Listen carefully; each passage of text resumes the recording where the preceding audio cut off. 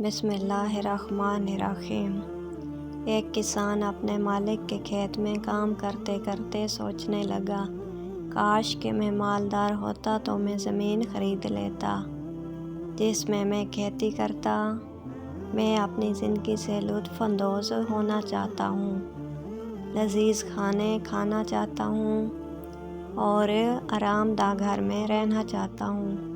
اچانک کسی کی آواز سن کر وہ چونک پڑا، جو اعلان کر رہا تھا کہ بادشاہ سلامت ان کھیتوں کے پاس والے راستے سے آئندہ ہفتے گزریں گے،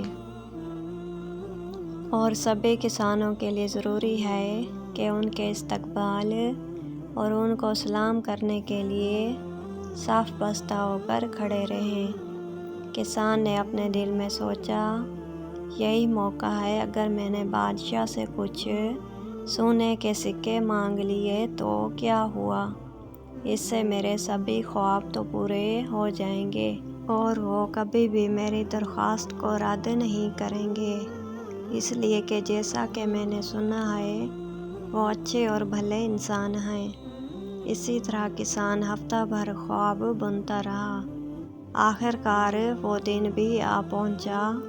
تمام کسان بادشاہ کے استقبال کے لیے راستے کے دونوں طرف صف بستہ کھڑے تھے۔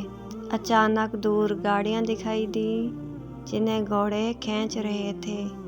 کسان شاہی گاڑی کی طرف دوڑ پڑا اور چلانے لگا، اے بادشاہ، اے بادشاہ، مجھے آپ سے ایک بات کہنی ہے۔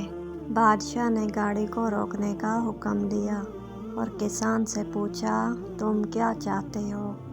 کسان بہت پریشان ہو گیا اور اس نے کہا، میں کچھ سونے کے سکے چاہتا ہوں تاکہ میں زمین کا ایک ٹکڑا خرید سکوں۔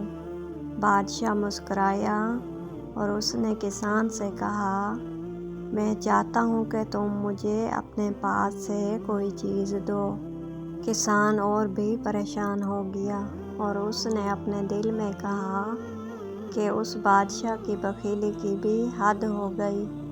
میں اس کے پاس آیا تھا کہ مجھے کچھ دے اور اب وہ خود مجھ ہی سے مانگ رہا ہے۔ کچھ دیر سوچنے کے بعد اس نے چاولوں سے بھری ہوئی ایک تھیلی سے، جو اس کے ہاتھ میں تھی، چاول کا ایک دانہ نکالا اور اسے بادشاہ کو دے دیا۔ بادشاہ نے اس کا شکریہ ادا کیا اور قافلے کو دوبارہ چلنے کا حکم دیا۔ نامراد ہو کر کسان قبیضہ خاطر واپس گھر لوٹ آیا اور اپنی بیوی کو چاولوں کی تھیلی دی کہ اسے پکا دے۔ اچانک اس کی بیوی چلائی کہ مجھے چاولوں کے بیچ اصلی سونے کا چاول کا ایک دانہ ملا ہے۔ اب کسان انتہائی تکلیف سے چیخ پڑا، کاش کہ میں نے بادشاہ کو سارے چاول دے دیے ہوتے۔ یہی مثال دنیا اور آخرت کی ہے۔ یہاں ہم جو کچھ اللہ کی راہ میں خرچ کریں گے، آخرت میں جب اس کا اجر و ثواب دیکھیں گے تو خواہش کریں گے، کاش ہم نے سارا مال ہی راہ خدا میں لٹا دیا ہوتا۔